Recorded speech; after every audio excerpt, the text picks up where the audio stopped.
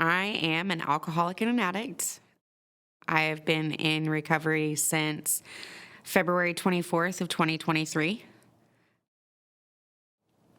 I am hoping that just sharing my story will encourage others that recovery is possible. Yeah, on Saturday it'll be 18 months. And in that time, I have been able to get a lot back that I had previously lost.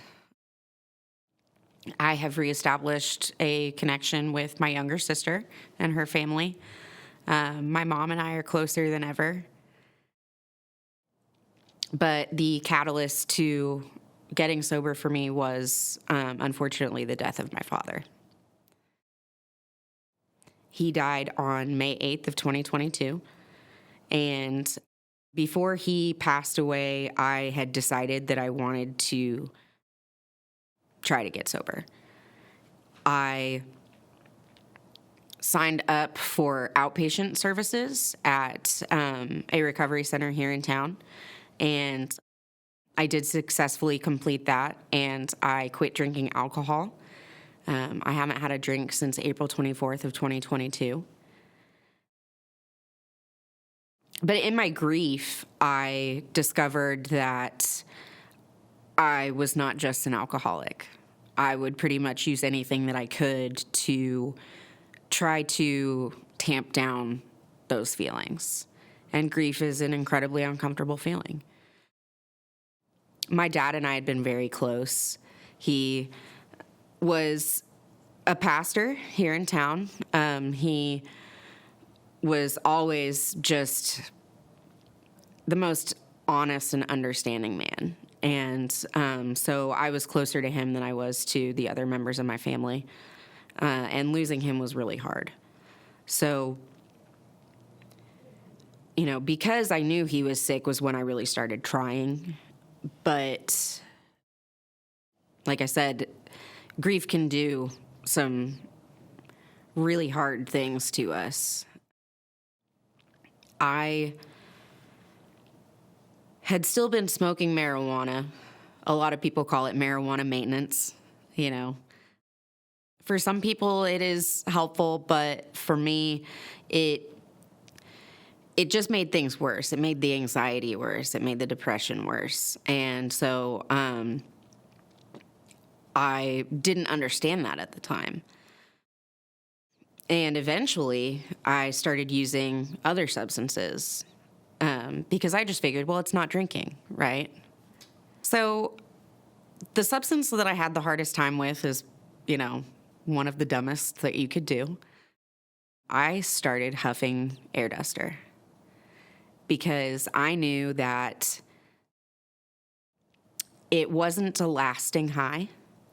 And I thought, well, it's not an illicit substance, but what it was doing to my body and my brain was probably worse than the drinking.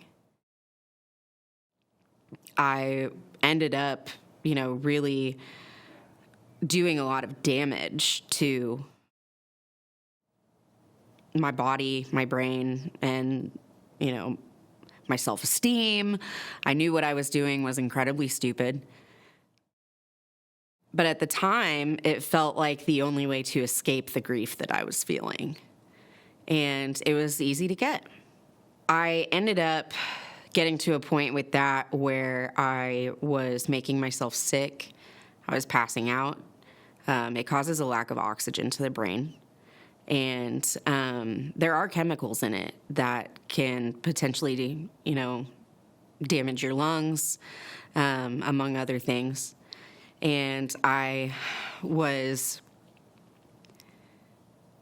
to a point with it where my roommates at the time were afraid they were going to find me dead. So in order to, keep my job, keep my living situation, and keep my family, I signed myself up for outpatient services a second time. It was actually the third overall, but this was the time that I really took it seriously. I went to a place here in town called Mirror Inc. They have them across Kansas, but the one here in Topeka was the one that did the trick for me, I guess, so to speak. I had an incredible counselor who tailored my recovery plan to my interests. And what interested me was learning about why our bodies and brains, want and crave these substances and what it does to us. And I think understanding and learning about those things really helped me. So a lot of my homework was watching documentaries. But I also I started taking notes. I started really investing, more time in the hows, the whys, and the whats. And something clicked and stuck. And now that I do know exactly what I was doing to myself looking back, it's scary. But at the time, that was all I knew. I had been drinking and using different substances since I was about 13 years old. It started when my family was living in Oklahoma City. We moved back to Topeka. I was born here, but we moved back to Topeka around the time that I was 16. And for my generation, drugs are everywhere. They're easy to get. It's scarier all the time. I have been drinking heavily essentially since I started drinking. I was somebody who drank to escape or to fit in. I always had to keep up with everybody. And so that was a point of contention in my family. And, my parents really tried. They tried to understand. They tried to get me help. They knew that something was going on. But nobody's ready to see it until they're ready. Nobody can get you sober except you.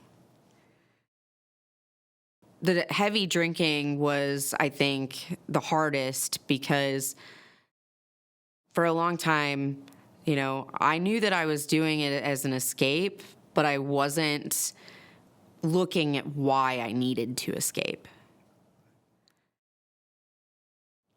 And that's something that in my adult life I have focused more on. Recovery for me does include a lot of therapy. I didn't want to see it as a teenager, though. Who wants to, have a problem? Who wants to admit that they're different? Whether it's substance use disorder, a diagnosable mental health disorder, there's a stigma surrounding all of those things. And at the same time, there's a bunch of people around you in school who are doing similar things. Right. As a kind of endorsement of doing it. And, going from everybody else doing it, because it's cool to experiment in school, I went into the service industry where drinking and drug use are encouraged. It doesn't matter what kind of day you've had, what kind of shift you've had, you drink about it. And there's also a lot of access to other substances. In my 20s especially, it was drinking and cocaine. I am very grateful that at the time, fentanyl wasn't as big of a thing as it is now. Because with the way that I was drinking and using, I could have easily fallen victim to something like that.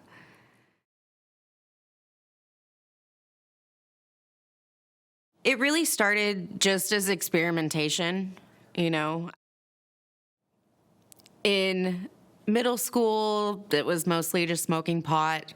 In high school, it was drinking at parties. And then it was harder drugs. I tried meth for the first time when I was 15 years old. And it was because people had it. I trusted them. I wanted to try it. So rewinding a little bit, when I was 14, I was sexually assaulted. And I think that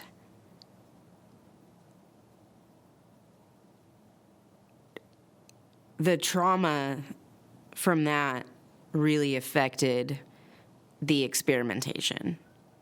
It went from, I'll try it, to, let's do it, all the time.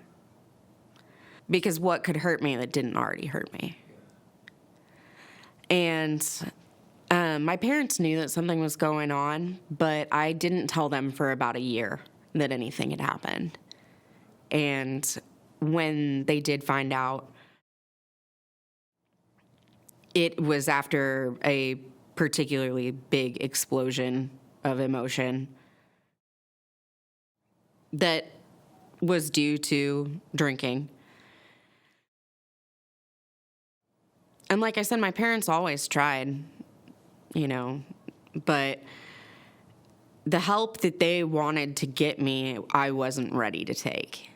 I was too angry at the world to do anything about it yet.